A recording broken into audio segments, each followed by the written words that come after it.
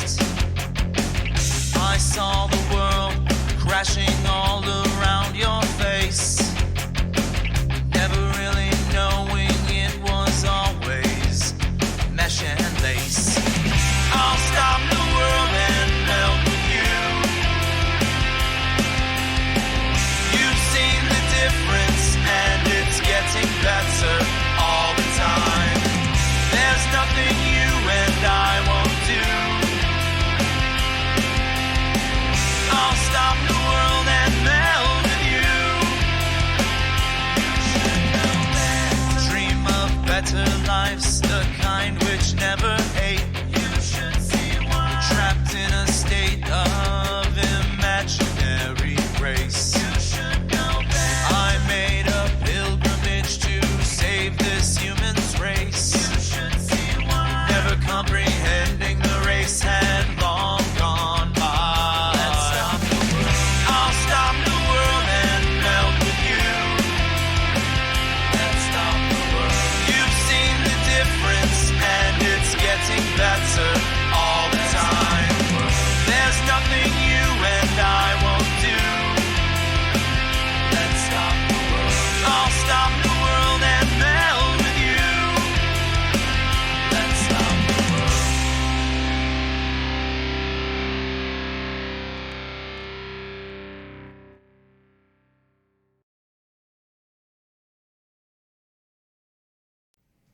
Warning: this podcast features adult subject matter, adult language, and things not meant for children to hear.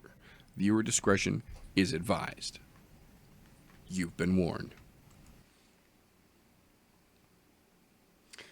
What's up, all you cool cats and kittens? Welcome back to the latest episode of the What Did I Say show. I'm just kidding.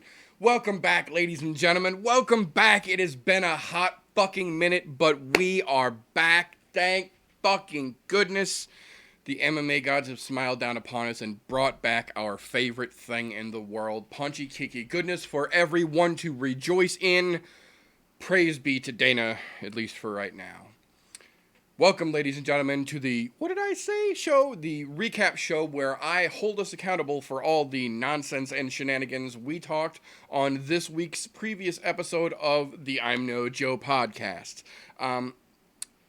It's been a weird couple of weeks since we have had one of these shows. So first and foremost, thank you to everyone who is here watching this, whether you were catching this live or you were catching this on a replay. Thank you for tuning in. Thank you for sticking around. Thank you for checking out what we do around here. We did not let the pandemic slow us down. We kept I'm No Joe podcasts going the entire time during the world's freeze up. They are also still, like all previous I'm No Joe podcasts, available in all audio form if that is what you are after over on anchor.fm/I'mNoJoe. But all of the rest of the episodes in their glorious video form are here on the YouTube channel. That being said, this is the first time we have had a chance for me to do one of these wonderful What Did I Say show episodes for you guys, because even though we have had I'm No Joe episodes going, we have not had combat sports events during the last couple weeks that we haven't had a What Did I Say show. We had a few events over the last 2 months, two of them being Submission Underground episodes Submission Underground events that did not necessarily get a full episode devoted to them. They did get breakdowns on the show, but seeing as how that was the only game in town, the recaps got saved for the following week's I'm No Joe. Understandably. Now, thank the MMA gods, Dana White has finally brought combat sports back to the public. We got our first taste since the world shutdown of combat sports earlier this year, last night in UFC's 249 renaming. Originally, UFC 249 was going to be April 18th in Brooklyn, New York. Due to the craziness that has happened around the world, the pandemic whose name cannot be mentioned for the YouTube algorithms will choppeth down your video. For those who aren't aware, on this channel we refer to the pandemic itself as the Backstreet Boys reunion. It is equally as annoying and hard to get rid of, so we thought it was a fitting moniker. All thanks be to the Game Grumps for bringing that into the world. But we refer to it as the Backstreet Boys reunion. And while the boys have been running wild on the world really over the last 2.5 months or so, the only games in town were 2 events from Submission Underground, and ironically enough, WrestleMania. So we sure the fuck did an episode breakdown on both of the Submission Underground events.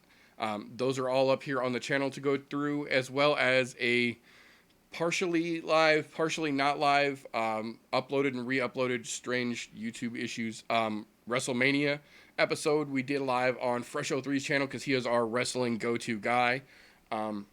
Those are all up there if you guys need some more entertainment to help you make it through the rest of these shelter-in-place, stay-at-home orders that we are working our way through right now. Obviously, the world has been a crazy fucking place over the last couple of weeks, but we are starting to get things back on some sort of a track, back to some semblance of normalcy, trying to get the wheels back turning again. Slowly but surely, we are getting there. UFC 249 was absolutely a good mile marker for the way we can kind of gauge how things are really progressing as far as this reunion tour has had its effect on the country. Some states are starting to open back up. Some states are still going through the worst of it. Regardless of where you are in this particular thing, we'll make it through it. We'll get through this. We'll come out on the other side. It might be weird, but we'll get there. We'll get there together. So, in the meanwhile, the only thing you have to remember, wash your fucking hands and keep other people in mind. But we're not here for world advice. We're here for punchy kicky recaps. And holy shit, do we have a dump truck full for you folks from last night's UFC 249. Now, I am the first to admit, there is no guarantees in the fight world. As good as you think you have the information to lead you to make an educated decision, I say that using air quotes for those of you who are just listening, there are no guarantees in the fight world. There's no such thing as a sure pick. There's no such thing as a lock. The closest you can come in that sense is what Dana White referred to earlier this week in one of the few times he has ever guaranteed that a main event was going to be spectacular, and that was because we knew all of the buildup coming into what was originally supposed to be Tony versus Khabib for the 5th goddamn time, that ended up falling through and then being rescheduled as Tony versus Justin, that got postponed again, but then was coming back to us as Tony versus Justin. There was so much going on there. It's understandable that Dana just told people, look, wait for the main event if you have faith in nothing else. And to be fair, it was a hell of a main event, but we'll get there because the road to that main event was paved with fuckery, left and right. In an empty stadium, there was a lot of bullshit to be had. And I understand that this is the first event we have had in nearly 2 months, so to a certain degree, I can understand that some of us may have had higher standards than are realistic because we had been neglected so long without combat sports. But at the same time, a lot of the things I'm about to mention here, my opinions on these things, were echoed by the commentators, were echoed by the professionals who were watching this at home and said the same thing on their social media. So before you knee-jerk, because some of these are going to be unpopular opinions, hear me out. Let me get a drink here real quick and we'll get into it.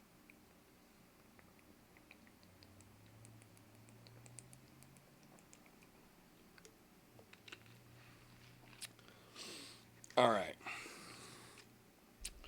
So, first and foremost, 2 things. Before we even get into the actual breakdowns, there are 2 things that happened that directly tie to or are impacting of UFC 249 that we have to talk about before we get into the fights.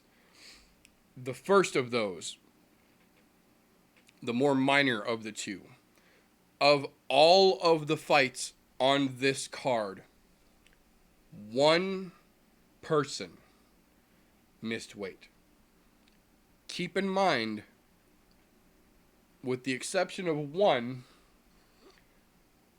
and I think you'll know which one I'm talking about when we get there. With the exception of one, every fight on this card could have been its own main event, be it a separate pay-per-view, be it a fight night, whatever the case may be. Aside from this one, every other fight on this card could have been a legitimate main event of its own, on its own event. One person missed weight. And it wasn't a little miss either. The one person who missed weight was Jeremy Stevens, scheduled to fight Calvin Kattar at 145 pounds. Calvin Kattar showed up at 145 pounds, ready to fucking go. Jeremy Stevens showed up and weighed in naked with the hoop of shame at 150.5 pounds.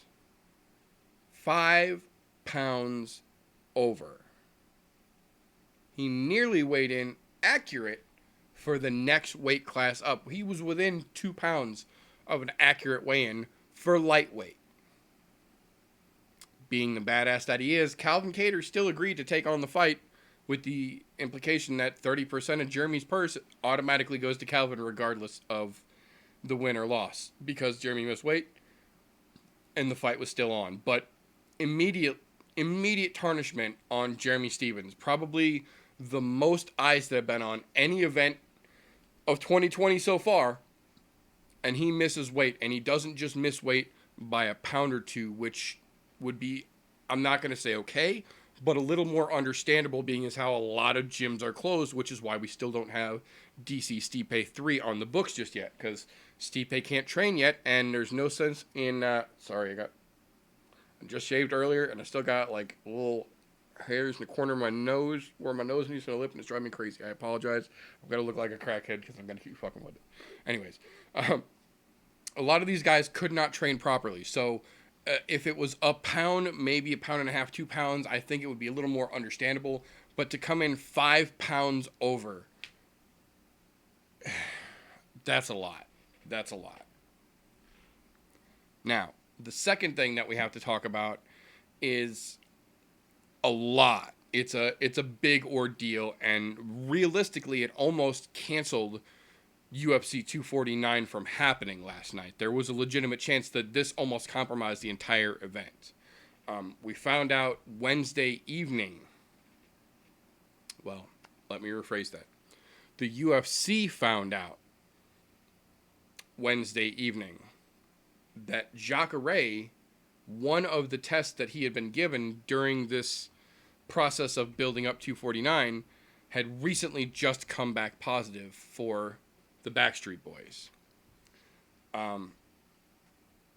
He stayed at the hotel. He did the weigh-ins. He saw other fighters. He saw UFC personnel.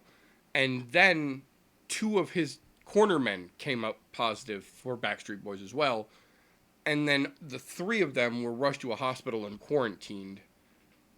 Everything, everywhere in the hotel, in the arena, everywhere that they had come in contact with was immediately re-sanitized to the nth degree, and everyone that had come in contact with them was immediately ordered for a minimum of 2 more tests before their fight was even to take place. And obviously Uriah Hall and Jacare was off the card. There's no way that was possibly ever going to be anything that could happen. Jacare cannot test positive and then get in the ring. That's just not feasible. It's not. There's no way it's not going to happen. That fight is off, clearly.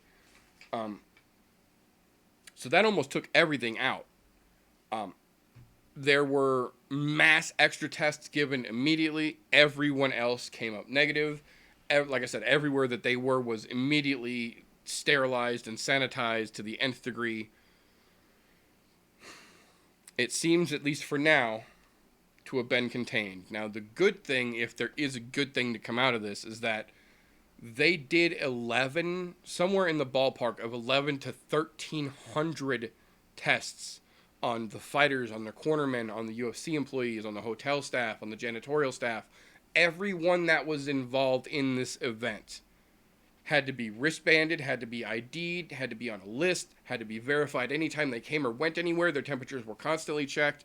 They were constantly having a sterilization crew come behind everyone and make sure everything was clean. The fighters were completely separated from each other for the most part during their stays. They all had their own separate workout areas, their own saunas, everything. This was done to the nth degree, the closest it can be done to quote-unquote perfectly safe, given the circumstances we are working with, given the circumstances they had to perform under.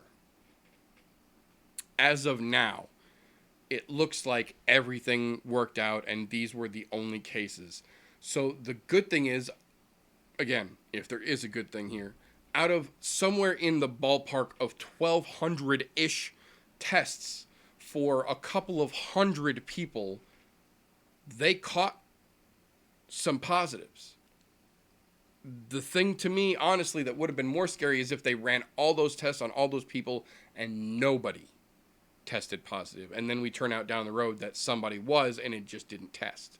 That's where this comes into, is it good, is it bad? Because now we have to wait another week-ish to see if anyone else that was there then turns up positive afterwards. And then we'll, take that ball as it lands and see where it goes. But for now, fingers crossed, knock on wood, it seems like everything has been contained. Woosah. Let us get into some 249 talks. So, right out of the fucking gate, the card had to be reshuffled.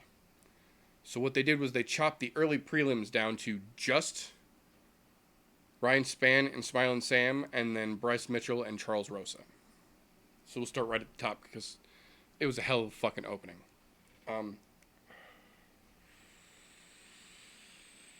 With the exception of anyone who was on the Brazil card March 13th, this was the first time most of these guys and gals had ever fought in their UFC career with no crowd. There are a few exceptions here, a few people who had some Contender Series fights, things like that, but for the most part, most of these folks have always had a crowd there when they fought in the UFC. So it had to be a little weird for the most part for them to walk out to an empty arena and then just a few people smattered around the octagon itself. Smilin' Sam Alvey, say what you will about him any other time, being the first guy to walk out in the first event back during this Backstreet Boy reunion bullshit, in the first stadium, the fucking trendsetter, the bar is in his hand, he is setting it as he walks out, and what does he do? Classic Smilin' Sam Alvey, goofy motherfucker, walks through, points and waves at imaginary people in the crowd, and then imaginary high fives folks as he walks down the fucking row. Come on, man. Fucking come on. How can you not, in that moment, absolutely love how fucking perfect him embracing that goofiness was? Hats off to fucking Smilin' Sam for that. Absolutely. Then, the fight actually starts. I really don't have a whole lot of problems with Smilin' Sam as a person. As a fighter, I think he has a lot left to be desired. Maybe not total soup can, but definitely mediocre as far as ratings go, as far as leading the pack goes. Ryan Spann. Now, I said this to the guys when we were talking about this before the fight actually started, and I'm saying it again now because it bears repeating, because for some reason it comes to my mind every fucking time this happens, and I don't think I'm the only person. When you think of Ryan Spann in your head, when you hear the fight announcement, Ryan Spann versus Sam Alvey, immediately, for some fucking reason, in my head and in several other people I talk to's head, you think, oh no, Smilin' Sam might not be the toughest, but he's a big fucking dude. He's a giant ginger motherfucker. He's gonna be a problem. you automatically, for whatever reason, assume that Smiling Sam's going to be the ogre in that situation because he generally is. For some reason, I don't know why, I always assume that Ryan Spann is one of those, like, 5'8" yoked ice cream shaped gentlemen. And he very much is not. He is like 2 inches taller than Smiling Sam and had a discernible, just physical size advantage over Sam. I think it was a little more that he was in shape versus Sam rocking a dad bod, but still, there was a noticeable difference, and he was bigger than Smiling Sam. With that size, absolutely comes ridiculous fucking power. Now, you have to be said, it has to be said, though, that Smiling Sam is one tough motherfucker. He can take a shot. But I feel, right out of the gate, we're getting bad decisions. We're getting questionable calls. There's a little bit of suspicion of fuckery right away. You're like, wait, what? What? Come on, man. All right, so whatever. Firework jitters, first run out of the gate. I get it. Could be some cobwebs on everybody's shelves that need to be shaken loose. That's cool. Let's move on. Diddly.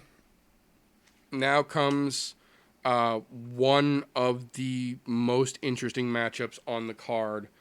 Charles Rosa versus Thug Nasty himself. Charles Rosa, at this point, has publicly talked shit about Bryce Mitchell. Said he was going to take a limb, rip a limb off of him and take it home. Bryce, of course, responded immediately with, I drilled my own nuts, almost lost my wiener, a limb ain't shit, you're in trouble now. And boy, was he. I don't think Charles Rosa really understood what he was getting into when he called out Bryce Mitchell, when he made the statements about Bryce Mitchell, but sometimes you have to be careful what you wish for because you're going to get exactly that. And he got every bit of Thug Nasty that he could fucking handle. We got an absolute clinic last night on how to whip somebody's ass on the feet and on the ground. Bryce beat him in striking, and then when they went to the ground, and they went to the ground, Bryce tried not one, not two, but 3 twister submission attempts, 2 from one side, 1 from the other side. To his credit, Charles Rosa would not tap. But that wasn't all. Bryce has got an amazing fucking toolbox when it comes to submissions, and he put them on display because he also tried 4 head and arm chokes where he had Rosa's arm pinned against his own neck. Rosa was, they call it answering the phone. The best defense for a choke like that is to keep that pressure from being able to apply it evenly. And he was doing it perfectly. He had the arm in there and trapped, trying to survive. And, man, Thug Nasty was putting the fucking squeeze on him. You saw a couple different points during the fight. Charles Rosa's face was bright fucking red, and he was very, very close, at least it appeared to going out on his own, even though he was not tapping. We did not see the tap. We did not see the submission, ironically enough, and some fucking how that fight actually went all the way to the judges. Now, again, not necessarily that it's a good thing that it went to the judges, but in it going to the judges, the good thing of that happening is that the cards came back 30-25, 30-25, 30-24, making the first time all 3 judges agree unanimously on 10-8 victories.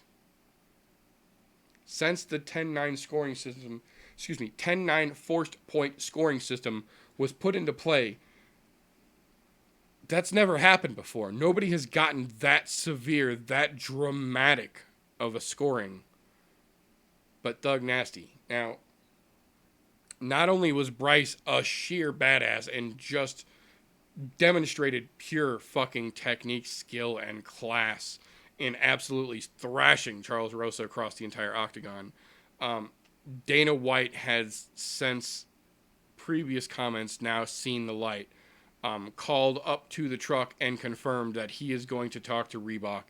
Bryce Mitchell is getting his camo shorts, god damn it. So, fucking A, Thug Nasty. That man is very, very quickly becoming a very, very big problem for everyone in the featherweight division, because not only did he absolutely work the shit out of Charles Rosa the entire fight, he did it effortlessly, and he did not slow down in the slightest bit from the opening bell until the closing bell. He was going 100% the whole time and didn't flinch, didn't slow down, didn't lose an inch the entire fight. Bryce Mitchell is a bad motherfucker, and he's about to make a very big splash in that featherweight division, I believe.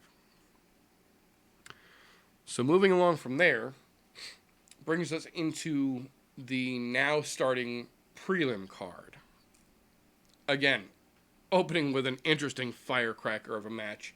Nico Price versus Vicente Luque. Now, if you've ever seen either one of these guys, you understand this has got fireworks written all over it. Nico is so fucking weird. Vicente is so slept on, in my opinion. Both of them badasses. Both of them just aiming for Crash. You knew it was going to be good.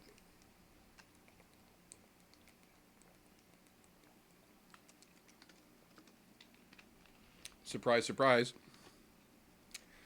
It was. It was a great match. Back and forth. Nice work. Nico had some fucking beautiful counter-striking. But Vicente Luque, the silent assassin, just quietly put the power to him. He cracked Nico with an absolute textbook beautiful shot that tore, and I mean absolutely tore, his eye open to the extent that they had to stop the fight immediately to call in the doctors and get him to check it out. It tore his eyelid from one side to the other, as well as splitting the bottom corner of the eyelid. His eye looked like it was just stapled into wrinkles. It was horrible. Much worse than Nate Diaz's eye in comparison to eye injuries lately.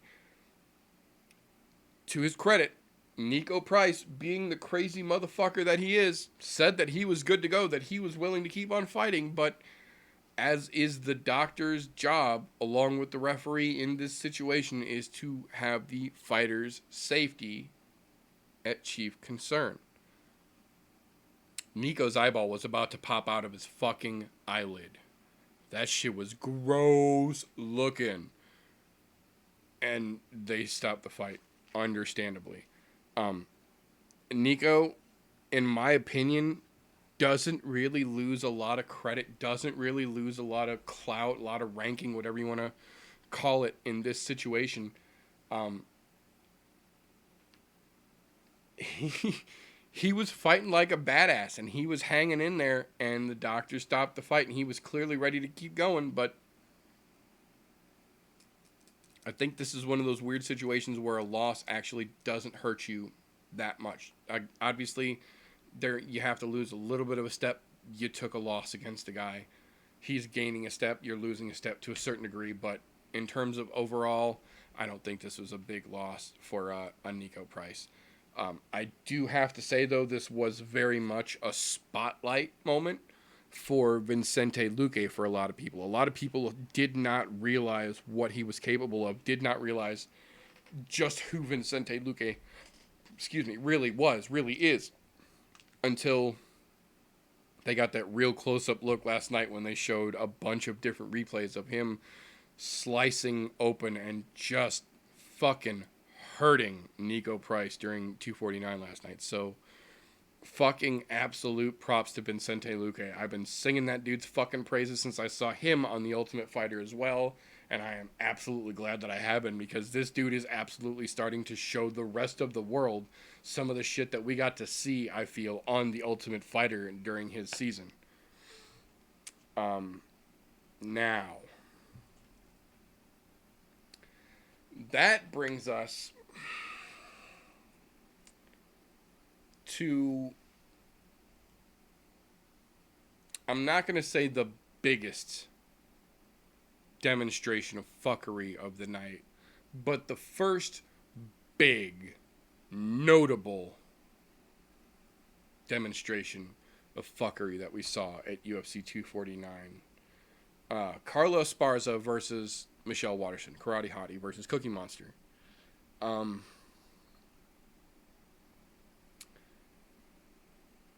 To be fair, this was not the most exciting fight of the evening. We also said right out the gate when we talked about this, we didn't anticipate this being the most exciting fight of the evening. It was the only lady fight on the card, and I think that was why it got a lot more shine than it normally would have. To be fair, it was the only fight on the whole card, with the exception of, I think, one other, where two people who were ranked right next to each other were actually legitimately vying for position. Michelle being 7, Michelle being 8, Carla being ranked 7. So, there's that. But, then you take into consideration, Carla, in rounds 2 and 3 alone, had 7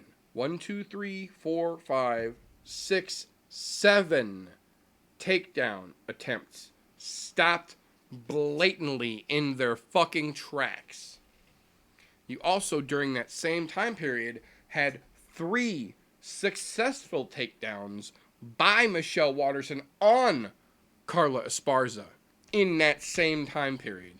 You had several different instances where Michelle Waterson would put her vast toolbox of kicks on display and land them low, mid, high, spinning, ridiculous bullshit. She was very much in the Karate Hottie karate mode during last night's fights and landed several different brilliantly fucking executed kick sequences, combos ending in kicks, starting out with kicks to bring into combos, kicks coming off the break.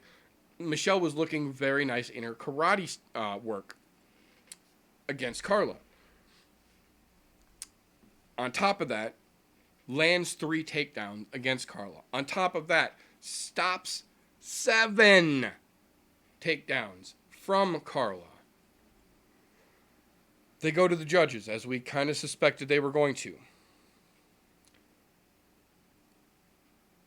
One of the judges gave the fight to Carla Esparza 30-27.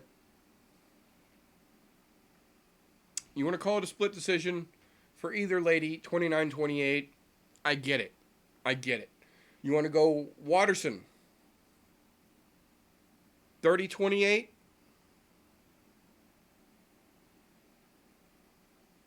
Okay, understandable.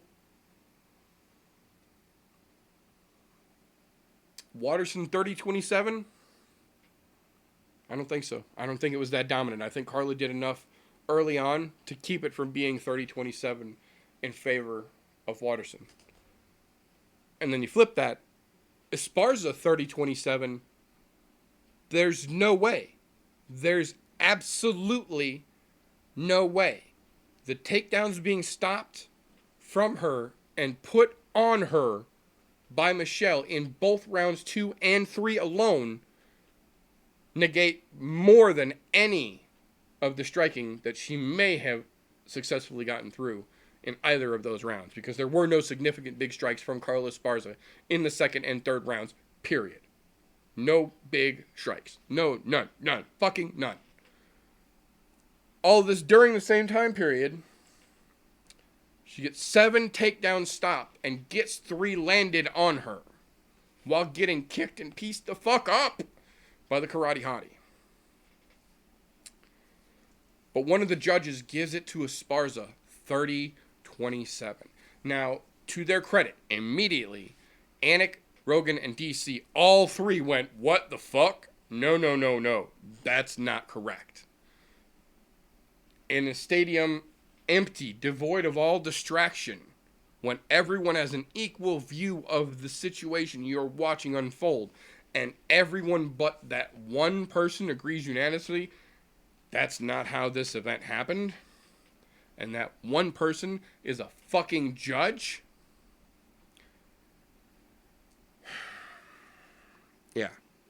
So this was confirmation that if a fight was going to the judge on Saturday night, there was a chance you might get fucked. Even if you feel that you did enough, now there's a chance that if it goes to the judges, you might get fucked.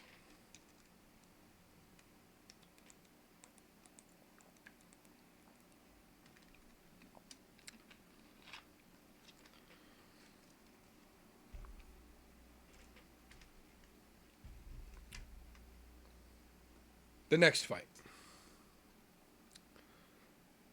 Quite possibly the best drunken soccer dad brawl we have seen in the UFC in a long time. To be fair, Alexei Oleinik is 42. Fabricio Verdum is about to turn 43. Neither one of these gentlemen are spring chickens. Both of these gentlemen have been doing martial arts in some form for more than 2/3 of their life. They both have a lot of matches. They both have a lot of road miles on them. Excuse me. We understood that this is not going to be a crazy big knockout, firework, insanity match. We knew this was going to be more of a chess match. This is going to be kind of a striker's battle with a jiu-jitsu background in it. It was a lot better of a fight than anyone could have anticipated. You could definitely tell that Fabricio had some ring rust on him when he got in there. But as the fight went on, you saw him start to kind of shake loose a little bit and start to catch his old timing patterns back. And he really started to become the Fabricio that we knew. We saw him kind of falling back into place and getting into back some of his old movements and some of his techniques. And then they went to the ground, like we kind of anticipated it was going to at some point. And this was absolutely a crazy physical chess match between two giant men.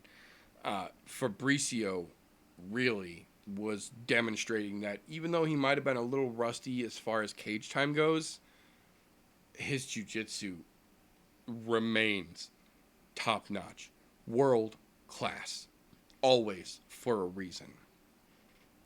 Now, credit where credit is due. The dad body constrictor is a bad motherfucker unto his own right. He can, will, and is going to try to grab and squeeze the shit out of you from some point. If he can get you. He couldn't get Fabricio. Fabricio was getting the better of basically every grappling exchange that they had. Fabricio was outmaneuvering him. Fabricio was out grappling him. And Fabricio was putting him into submission attempts. Now, at one point, Fabricio went for a Kimura, had Oleinik's arm, and then as he went to extend it, Oleinik actually straightened his arm out. Instead of fighting to power down away from it, he straightened his arm out and went to pull away, which Fabricio turned into a wrist lock and tried to straighten out into almost a pulling back arm bar, like instead of a straight up arm bar, pulling off to the side, and then turned it into like a crossbody wrist lock where he actually turned the arm and pulled in and then rolled with it. And we watched Oleinik's arm go from behind him to almost straight above him, but turned backwards, to in front of him, but turned over. And you saw just a tiny wince as it went up, but when it came back over, you saw the ease in the tension on his face, and then continued to fight because he is crazy fucking limber as well, because he's the dad body constrictor. Props to both of those gentlemen. That was a great, great fucking fight. But, again, I did not have the dad body constrictor winning. I had Fabricio taking that one as well. Now this will bring us to, I'm going to use air quotes here, the premier prelim fight which is still a little bit of a strange title for me, but I kind of get it. Every card now, main, prelim, and then early prelim, has their quote-unquote premier fight, so everybody gets a spotlight no matter where they are. It's trying to kind of add value to prelims and make it a little less of a negative stereotype. I get it. It's cheap. It's cheap. I don't like it. I don't think it's good. I don't think it's a good thing. But the premier prelim fight for UFC 249 was Cowboy Cerrone versus Anthony Pettis 2. Now, two major takeaways from this fight, in my opinion. First and foremost, both of these gentlemen are very, very different fighters than they were the first time they fought. Cowboy very much more so. Anthony a little bit less, but still a different fundamental fighter, I would say, than he was the first time they fought. Two, Anthony has no problem capitalizing on his own misdeeds. What I mean by that is that during one point in this fight, it was very apparent somehow to everyone, with the exception of the fucking referee, that Anthony Pettis had skull-fucked Cowboy with his thumb right in the goddamn eye. Knuckle fucking deep. We saw it on the replay. He went first knuckle deep in Cowboy's fucking eye. Cowboy immediately went, whoa, whoa, whoa, and backed up, covering the eye. Anthony hit him twice as he was backing up because the referee didn't stop him. Now, I get the fighter's job is to fight until the referee stops him, but there are a couple of exceptions. When you know you kicked the guy in the balls or you nailed his fucking cup and you didn't mean to and he immediately winces, you fucking stop, because that's the sportsman thing to do. The same goes for an eye poke. If you jam a dude in the eye, unintentional or intentionally, and he fucking grabs his eyeball because you can see it got jabbed, even if the ref doesn't step in, you fucking stop, because you got an illegal strike on your opponent and it's noticeable. So you be the fucking sportsman that you're supposed to be and you stop. And you let the referee intervene, or you let them dismiss it and say they're ready to keep going, whatever, but you fucking stop. If you're a good sport, at least. We've seen it multiple times. And then we see Anthony Pettis skull fuck Cowboy and then hit him twice as he's backing up. Fuck Showtime. I've said it before, I'll say it again. Fuck Showtime. The dude's a piece of shit, and he demonstrates it time and time again in things like this. Now, then we talk about the actual fight. Cowboy Cerrone was fucking piecing up Anthony Pettis and his flashy attempts at douchebaggery the entire fucking fight. And at, I think, 3 different points during the match, Pettis specifically tried to throw the same liver kick that he stopped Cowboy with in their first fight to hit him with again, because we have seen throughout the years, Cowboy has had, that's one of the few things that Cowboy has legitimately had an issue with. He has had great matches, and then he gets shot in that fucking liver spot, and he folds. He's susceptible to liver shots. It's a known thing. It's not a secret. There's plenty of video on it.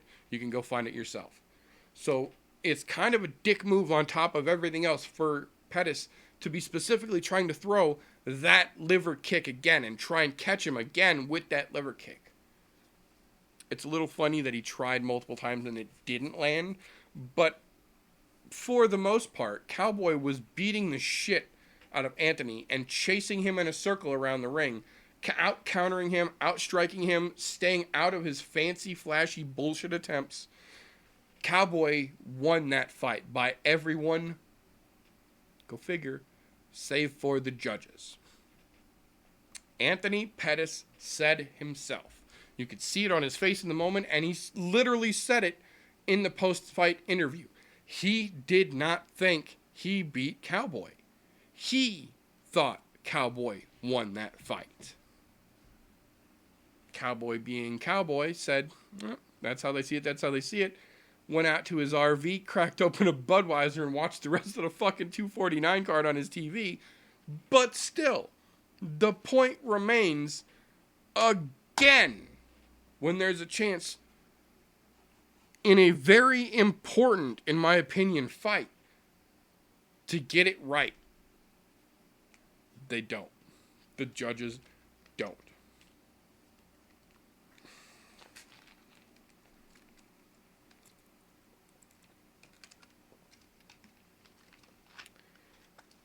So now, normally I wouldn't give Voldemort the time of day on my channel because he's a piece of shit and he doesn't deserve it. I will make a small exception here to the extent that I will say that Jorgen de Castro was chopping legs. Jorgen de Castro was out striking and out countering the piece of shit. And still, somehow, the fucking judges gave that piece of fucking wasted flesh and oxygen the W.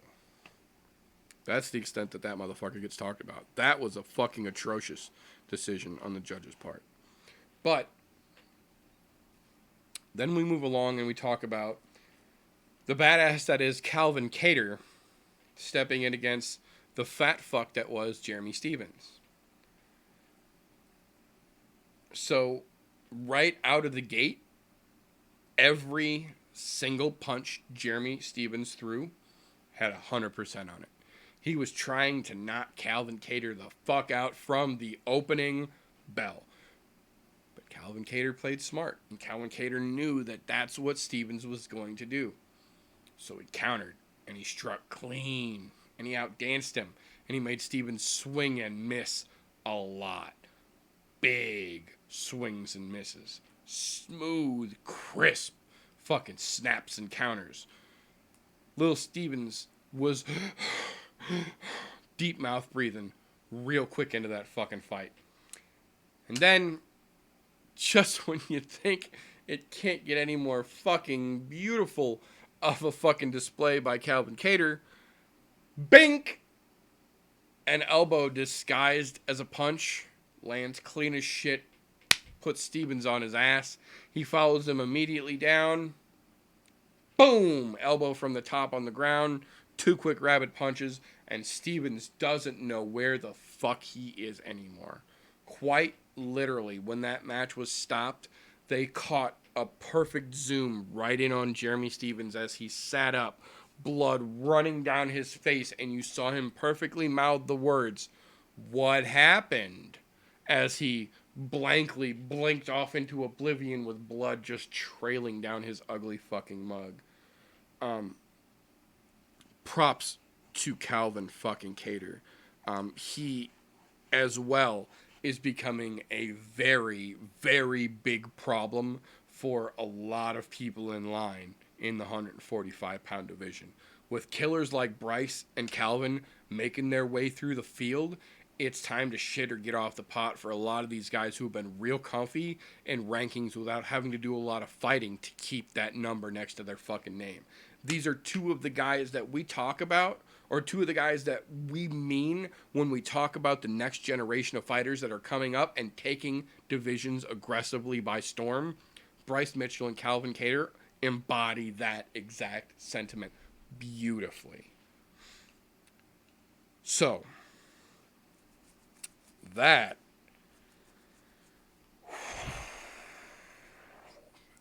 going to bring us to one of my biggest fuck-ups of the evening. And now, I have never claimed to be Meterstradamus. I have never claimed to have the foresight and be able to predict and guarantee fight results. All I give you is my opinion.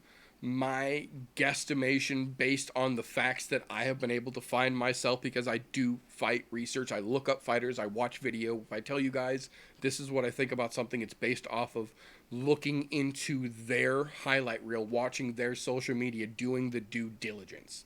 And in doing that, there is no guarantee. You can make your best educated guess and still be 100% wrong 100% of the time. Now, that being said, sun shines on a blind dog's ass every once in a while, no matter how many circles he walks. So you're almost always going to get at least a random one right here and there, even if you're wrong all the rest of the time. Now, that being said, for the most part, on the I'm No Joe show, we generally have a pretty good track record. We're still, for the record, looking for a statistician or someone who is a numbers nerd and is willing to help us actually sort through all of the legitimate numbers, because we want to crown an actual champion of our own with a belt. So if you know anybody that's good with numbers legitimately, have them DM us, email me somewhere, get a hold of us. We legitimately want someone to do this. We're willing to compensate you for your time. We understand it's going to be a lot of work, but that's neither here nor there. What I say that to say is that no matter how much research you do, no matter how many tapes you watch, no matter how many Instagram posts you scroll through to see what a person's up to or how dedicated they are to their training routine, there's no way to know for sure if all of that is going to translate once they put that pin in the gate and the door is closed on the octagon and the referee says, let's get it on.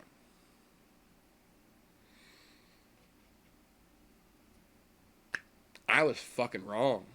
I was real fucking wrong. And to be fair, so were a lot of people. But this was a big fucking wrong. I and a good number of other folks, both professionals and comfy casuals alike, were under the impression that Jairzinho Rosenstrike, with his world-class heavyweight kickboxing experience and the demonstrations that he had given us in things like the Overeem fight, that he would be able to handle the fucking scary power that Francis Ngannou brings up front and aggressively in every fight. Holy shit, were we all very wrong. Not just a little wrong, not like, ooh, we had a... No. We were very, very wrong. Now, I'm not in any way, shape, or form trying to say that Francis Ngannou is unbeatable. We have seen for a fact he can be beaten.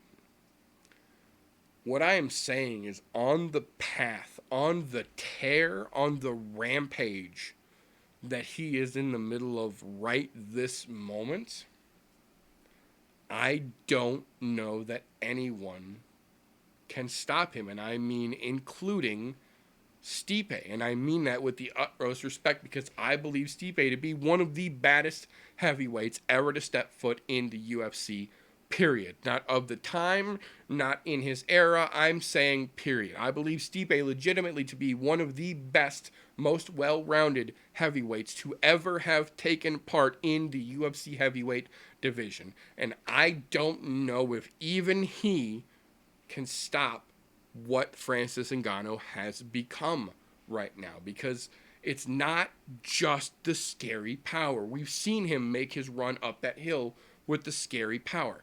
Now he's got the scary power. He's honed his wrestling. He's honed his ground game. And he's got his conditioning. So he can go crazy powerful for as long as he needs to.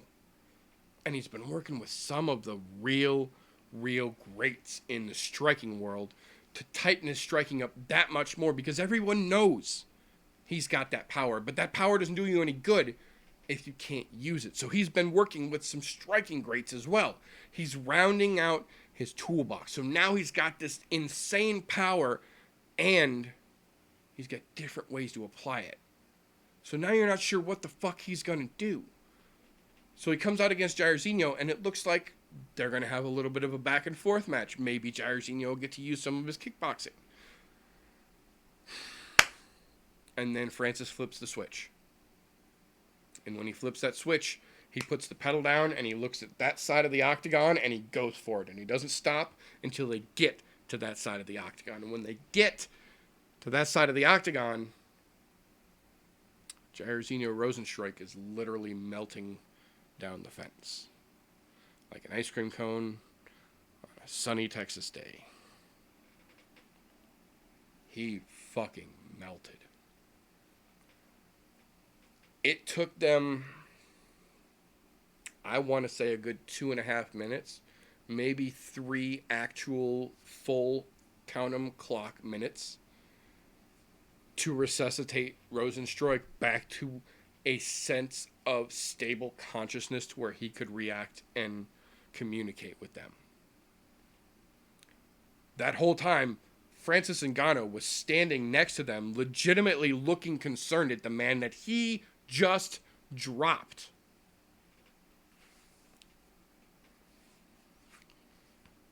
He's not just a scary strong guy anymore. He's legitimately building skill sets to add to his toolbox to become a well-rounded MMA practitioner.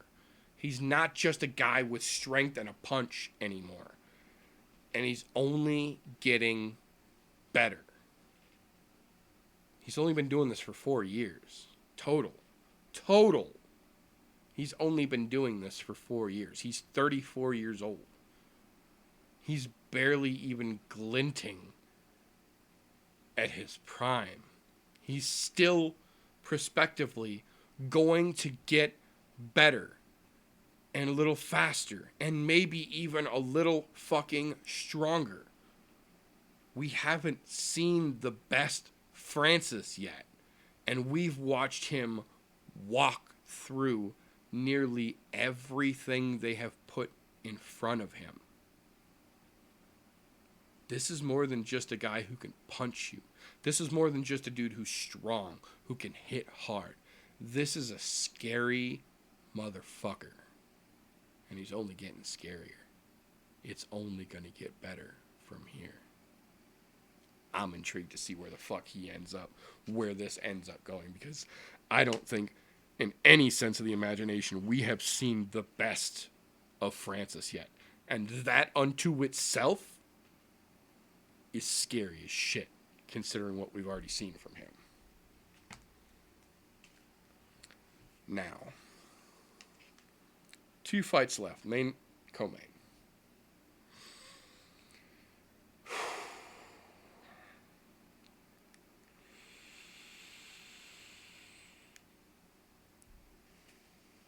Co-main event.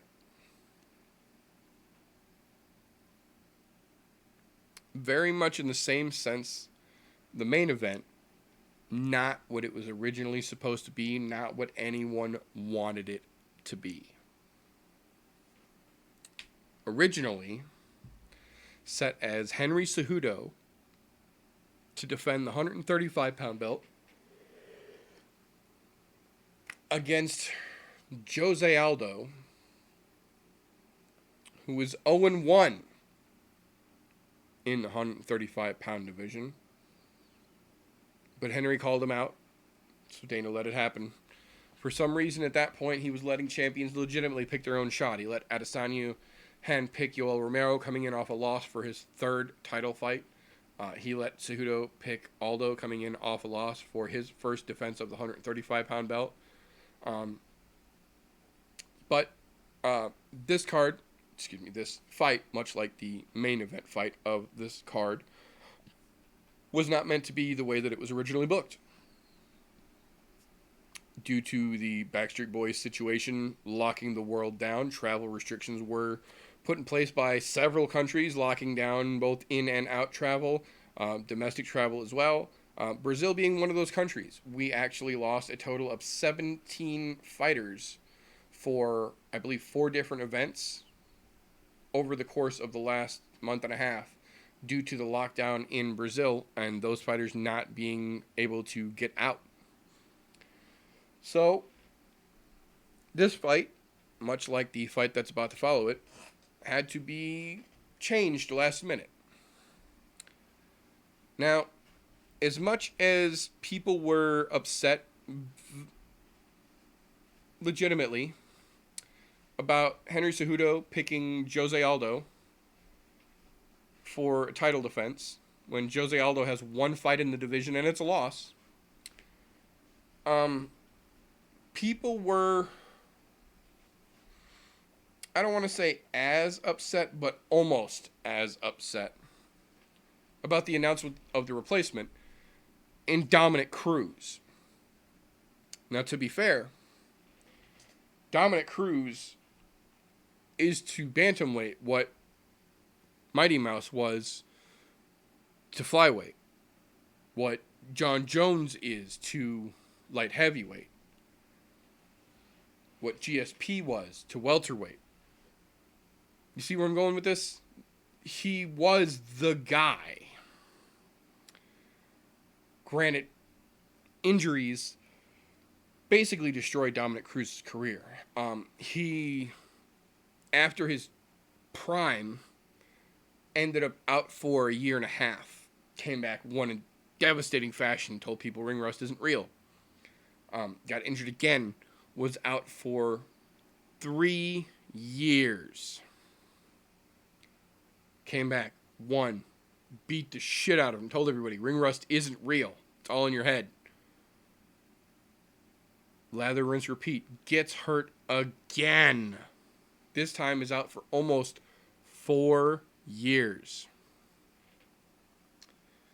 But he comes back in against Cejudo. He's the taller man. He's the longer reach. He's got the crazier footwork. He's got the better gas tank. On paper, this is Dominic's fight to lose. And then the fight happens. And as I've said before, no matter how educated your guess, no matter how well-intentioned your predictions may be, there's no guarantees in the fight world. None. Not a single one. The only guarantee in the fight world is that there's no guarantees in the fight world. So we see Dominic doing Dominic things. Weird footwork, strikes from odd fucking points, strikes from odd directions, strange head movement. It's a decent match. Henry's giving and taking, Dom's giving and taking, they're moving, they're shaking. Henry can't land a fucking takedown to save his ass. Dom takes Henry down a couple times. But Henry's getting the better of most of these exchanges. Maybe not more strikes, but more significant strikes, even though Don's landing more.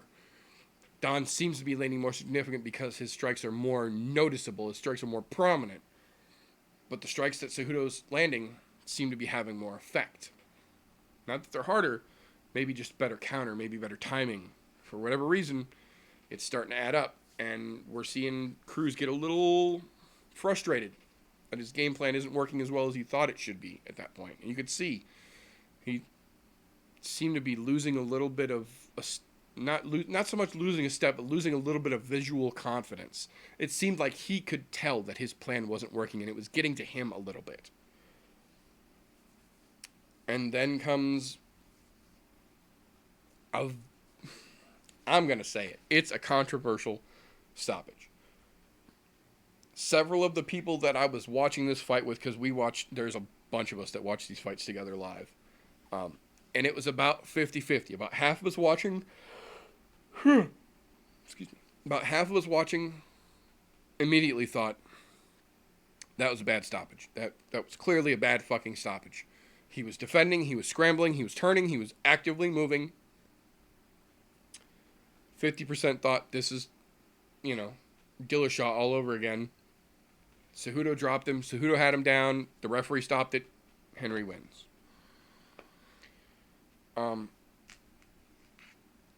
What I will say is that The combination of the knee that Henry landed and the second head clash on the way up from the knee are just perfect examples of the kind of luck that Henry Cejudo exhibited in his career in the UFC. Now,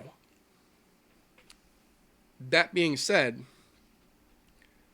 kind of a running theme for this particular episode, not that it's a good thing, in my opinion, that Henry won and made my prediction look like shit, along with a lot of other people's, but if there is something good to come out of a shitty situation like that, in my opinion, in the post-fight interview, Henry Cejudo retired. He is officially done with MMA. He just wanted to defend that belt to quote-unquote prove that he could. He is now officially retired from MMA. He wants to go back after an Olympic wrestling gold medal again.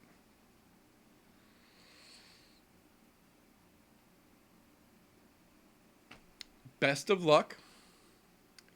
Fuck out of here with that bullshit. I don't think, A, that he's actually going to stay retired, or B, that he has any chance at going back towards Olympic wrestling again. I think he's going to fail miserably at his attempts to go back to the Olympics and then come hobbling right back to the UFC, but having been out too long, will not be able to step right back in where he left off, and this may be the beginning of a very bad trail for Henry Cejudo. We will see, but either way, the good news is that we shouldn't have to hear any more of his cringy bullshit in the MMA world anytime soon. Shouldn't.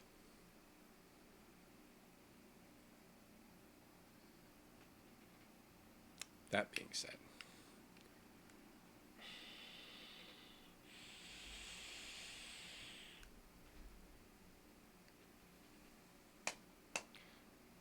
this main event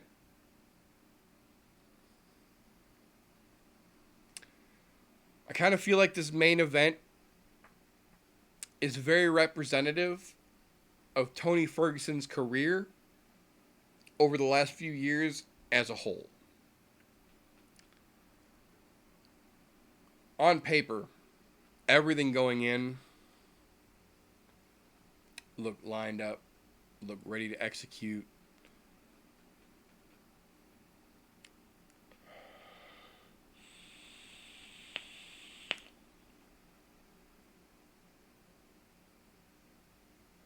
The only guarantee in the fight world is there are no guarantees in the fight world. As much preparation as you may have done, thinking it's exactly what you needed, there's always a situation where you could have had a little more, where you should have had a little more, where you just needed a little bit more, where you had everything you thought you needed, and you were just short a little extra something.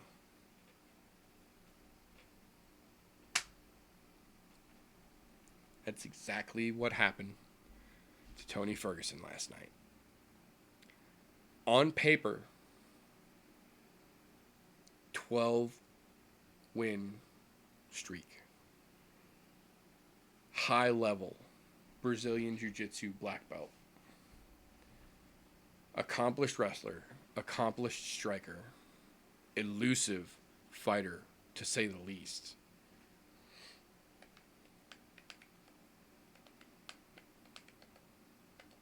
On paper,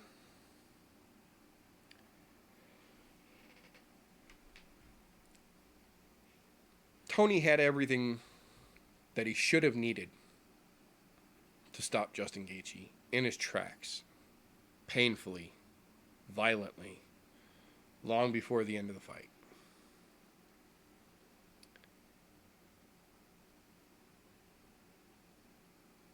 What's on paper doesn't translate to the octagon. Just because you should or you could do something doesn't mean you will or you can do something in the moment. Tony Ferguson is a tank. Tony Ferguson is one of the most unorthodox fighters to ever grace the octagon. Period. But for whatever reason, he could not line it up the way that he needed to stop Justin. Now, he rocked him several times. He dropped him at the end of the second, just before the bell, and almost got that fight stopped at the end of the second. It was that close when he dropped him. Excuse me. But as the fight wore on, so did Tony's face. And Justin started cracking him heavier and more noticeably. And it started to have a more noticeable effect. Until we got to the point in the fifth when Justin cracked Tony and you saw him shaking his head and he couldn't quite put it together. And then Justin cracked him again real good, and Tony wasn't there anymore. Tony didn't respond. He didn't defend himself, and Herb Dean jumped in and stopped the fight. And it's very rare for me that I agree with a stoppage in the moment, unless a guy is unconscious. If a man's unconscious, you don't need to punch him anymore. You won. Those stoppages are pretty easy to agree with. It's the stoppages when people are both awake and both still conscious and both still fighting that get controversial. And rarely, at least for me, do I see a fight get stopped in the moment that I just say, that was a good stoppage. That's exactly when that should have been stopped. That was a good one. I have to agree with the Justin versus Tony stoppage. Tony, even in the moment, wasn't defending. From the crack that made him shake his head to the crack that he took afterwards that bounced him off the fence, he was done. He's a tough motherfucker, but he wasn't there anymore at that point. I 100% agree with that stoppage. Now, the problem is, I don't think Justin should have been in there in that fight to begin with. There's a couple things that happen now that Justin has won against Tony. One, we will never see Tony Ferguson against Khabib. It's never going to happen now. Any chance that they might have ran it back for a sixth time of booking that fight is out the window. Khabib is going to fight Justin Gaethje. If he wins, he likely retires. If he loses, he likely rematches Conor and then retires. But both Khabib and his management have said he doesn't think he's got more than 2 fights left in him in the UFC before he retires now. He's almost done as well. So this fucks up a couple of different things because now we're never going to see Tony versus Khabib. That's just not going to happen now. And that fight should have happened 5 years ago. Legitimately. Should have happened 5 years ago before either one of them had an actual belt. That fight should have happened. And now it's never going to. But the other problem is that Justin Gaethje has skipped so much of the legitimacy in the line at 155 to get to where he is due to injuries and the Backstreet Boys situation that there's a legitimate chance that he could blow 155-pounders who have worked for their right at the shot out of the water and end up dumb lucking into the belt just off of strange situations here. That's a little frustrating. What's even more frustrating is that the alternative to that is that despite Gaethje stopping Tony Ferguson and questionably earning his way in violence to this title shot, might just be the next guy to get wrestle-fucked by the wet blanket that is Khabib, because Khabib isn't a fighter. Khabib is not a mixed martial artist. Khabib is a sambo wrestle-fucker. He wet blankets you until you just don't have the energy anymore and then uses the most basic ground and pound striking, and simplest submission techniques to get you to tap or quit. So either we see Gaethje dumb luck himself into a belt that he doesn't deserve, or we see Gaethje become the next easy wrestle fucking to help pad a bullshit record from a piece of shit champion who just ran away from his legitimate fight. And then immediately, once he got there and realized that they were making the fight without him, changed his fucking tune to all of a sudden now his religion isn't so important that he has to not fight during Ramadan. He can fight during this summer. All of a sudden, which is the reason he fucking ran to begin with, allegedly. So, fuck Khabib. This whole situation fucks the 155-pound division in so many different ways. So, 3 last things, and then I'm going to get out of here and let you people on with your evening. Happy Mother's Day to all the mothers that this applies to as well. Forgot to mention that in the beginning. Sorry. All the undue formalities. 3 things. 1,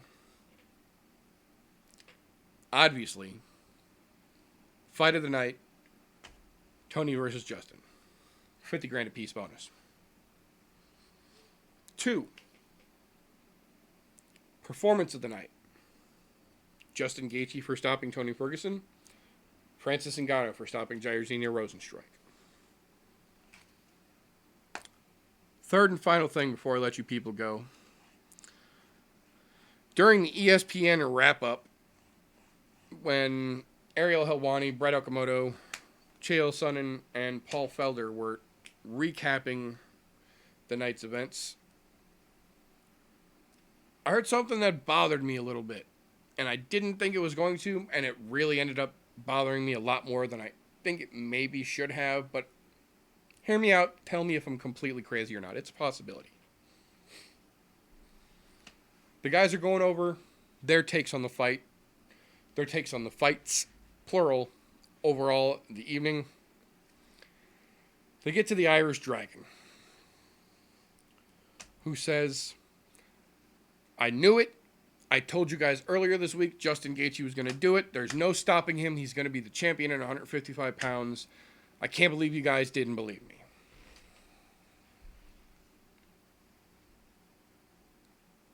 First and foremost, fuck off. You didn't know shit. Because like we've said, time and time again, the only guarantee in the fight world is that there is no guarantee in the fight world. And him being a fighter who's been on controversial decisions before knows better than anyone that sentence he said is bullshit. And should have known better than to let that fall out of his fucking mouth. For 2, fuck you. You're in that division. You understand better than most sitting in the commentary desk how much this action alone fucks your own division up. You're applauding self-sabotage. Fuck off, Paul. Get your head out of your ass, man. What the fuck, dude? Can't even throw my pen down right. I'm so angry. But that's all we've got for this particular episode. That is my rundown, my recap of our fuck-ups in predictions for UFC's 249. So I want to thank everybody who was here with me live. Thank everybody again who catches this on a replay. I appreciate you guys.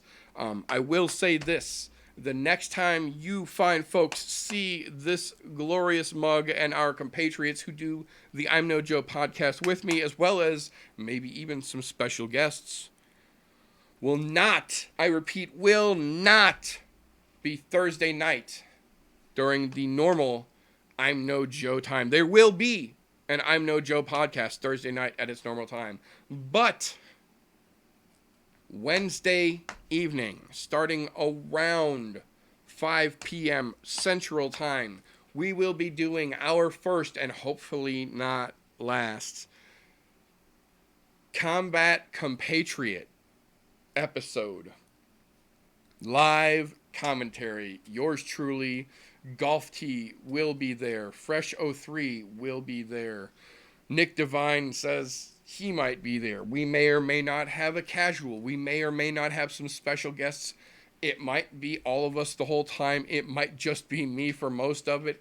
But if we run, depending on how late the fights run through the evening, if it gets to the point where normally Golf T would be running his show, he does a live show on YouTube that I'm also a part of on Wednesday nights, normally at 9:30 Central Time. So if we get to the point that the fights are still running at 9:30 Central Time, we are going to attempt to duel, to simulcast. This channel, the I'm No Joe channel, will be holding the main portion of this.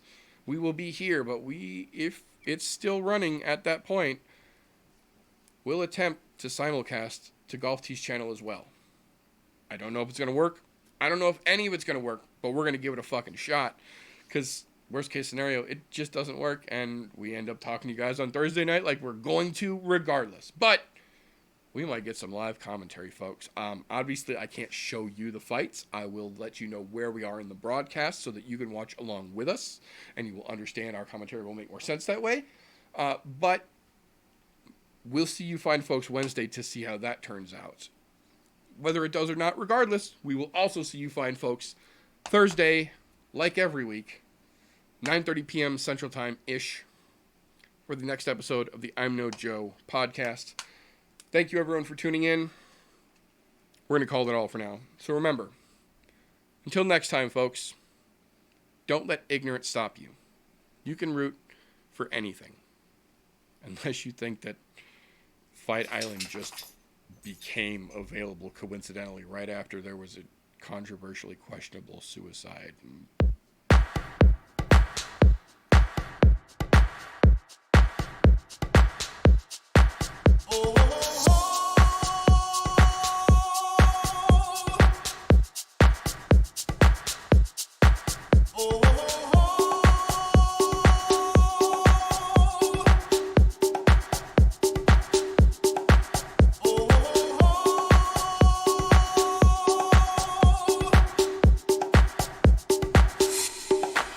Everybody was kung fu fighting.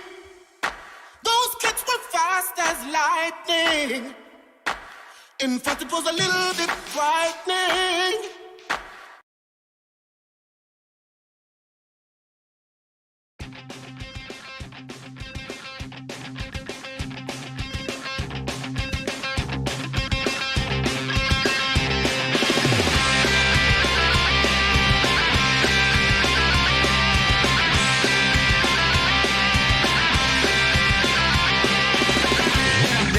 Want to, we can leave your friends behind, cause your friends don't dance, and if they don't dance, well, they're no friends of mine. I said, we can go where we want to, place where they will never find, and we can act like we come from out of this world, leave the real one far behind.